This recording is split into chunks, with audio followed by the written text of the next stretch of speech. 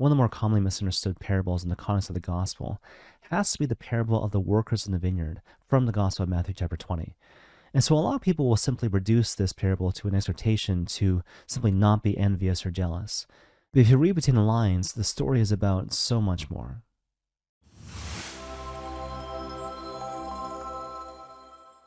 So as a matter of background, in terms of the overall narrative of the parable of the workers in the vineyard, there's obviously this landowner who's emblematic of the Lord, and he has this vineyard, and he's basically inviting different workers to work in his vineyard at different points during the day. And the offer to work for him is slightly different depending on what time of the day these people are actually approached.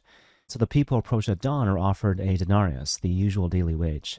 The people approached at 9, 12, and 3 are offered what is right, what is just, so no specific terms in terms of a monetary amount.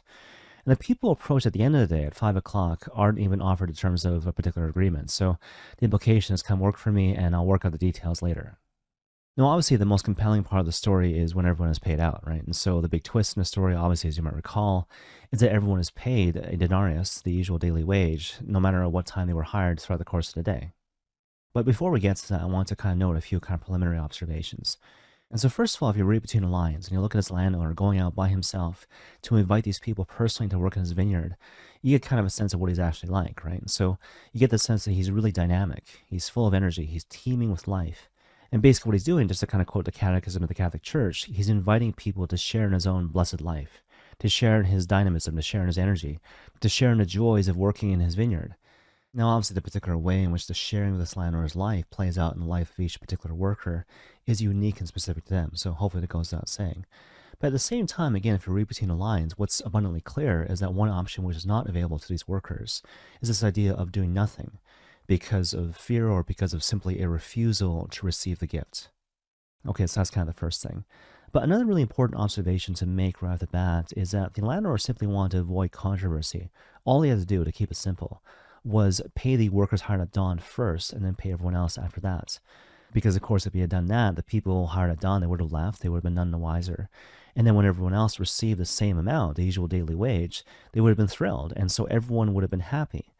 But of course, that's not what the landowner does, right? And so what he does instead is that he pays the people hired at 5 first, and then goes in reverse order, right? As a result of which the people hired at dawn are enraged. And so they claim, in a certain sense, economic unfairness or lack of justice. And specifically what they say to the landowner is like, look, you have made these people equal to us despite the fact we have borne the burden of the day and the scorching heat. Now, in terms of the landlord's response, it's kind of interesting. It's multi-leveled, right? So I want to make sure I catch all these different details. So in a certain sense, his preliminary response to the workers hired at dawn is somewhat cheeky, right? So first of all, what he says is like, look, in terms of the actual agreements, if you look at the letter of the law, you agreed to work for me for the usual daily wage, again, a denarius. And so now you're asking for more. So in a certain sense, I'm not being unfair. You're being unfair by claiming to receive more or to deserve more beyond the terms of the agreement. But the second thing he does, though, is that he kind of says, well, look, basically, I'm the Lord, right? So I own this stuff. I own the vineyard. I have this money. Am I not free to do with my stuff as I wish, right? So again, the second of two arguably cheeky responses to the workers hired at dawn. But then he gets to the gist of the thing, right? So what he says is, are you envious because I am generous? Now, right away, this particular response on the part of the landowner exposes something about his overall intentions, right? And so, again, if we read between the lines, he wasn't really about making money. He wasn't about efficiency. He wasn't about productivity. Rather, he set up this whole situation with the vineyard and hiring these different workers throughout the course of the day, specifically to expose something that was always there, but needed a particular situation like this to kind of come to the light.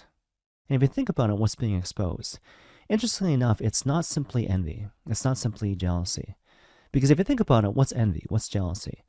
It's this idea that I'm provoked or I'm upset in my heart because of some benefit or some good that someone has received that I don't have. And so basically, in a nutshell, that's envy, that's jealousy. But again, if you look closely at this particular situation, perhaps you might see that the deadly sin of envy or jealousy doesn't really apply in this particular situation. Because again, everyone has received the exact same amount. Everyone has received a denarius. And so given all that, if the real problem isn't envy or jealousy, what's actually being exposed here?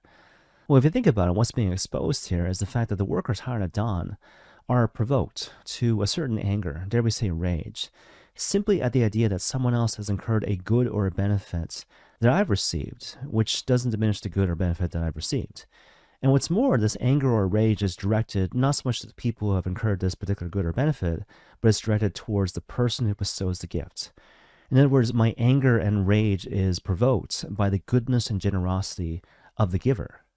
And so by saying to the workers hired at dawn, your envy is provoked by my generosity, what the landowner is basically saying to the workers hired at dawn is that this particular attitude that they have of possessiveness, of competition, of anger and rage at the sight of someone else receiving a particular gift from the giver is wholly incompatible with life in the vineyard, which of course is emblematic with life in the kingdom of heaven.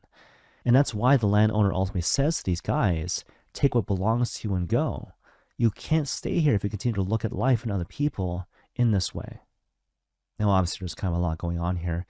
And when you hear it all at once, especially if it's the first time you're hearing it, it sounds pretty harsh, right? But you got to realize that the parable of the workers in the vineyard is basically an extended allegory. And so obviously the landowner represents God, the workers represent us, and the vineyard obviously again is the kingdom of heaven. But still it kind of begs the question, what does the denarius in the story actually represent? Certainly in the story it's a single day's wage, but it's more than just money. It represents more than just stuff or possessions. If you break it down, the denarius represents Jesus Christ himself. And you see, once you realize that, perhaps you might begin to understand why every single person in the story receives a denarius, receives the same reward, if you will. Because God only gives the best. He's not interested in contractual relationships, a mere exchange of goods and services. He's always interested in covenantal relationships, exchange of persons. And so what he wants is, again, precisely that. You give yourself precisely to me, whole and entire, and I give myself to you, whole and entire, through my only begotten Son, Christ the Lord. So given all that, the invitation is to truly rejoice whenever my neighbor receives the gift of Christ the Lord. And everything that implies happiness, peace, joy, the offer of salvation, grace, and redemption. Because truly my neighbor is my brother or sister in Christ. And so therefore, when my neighbor wins, we all win. And may God bless you all.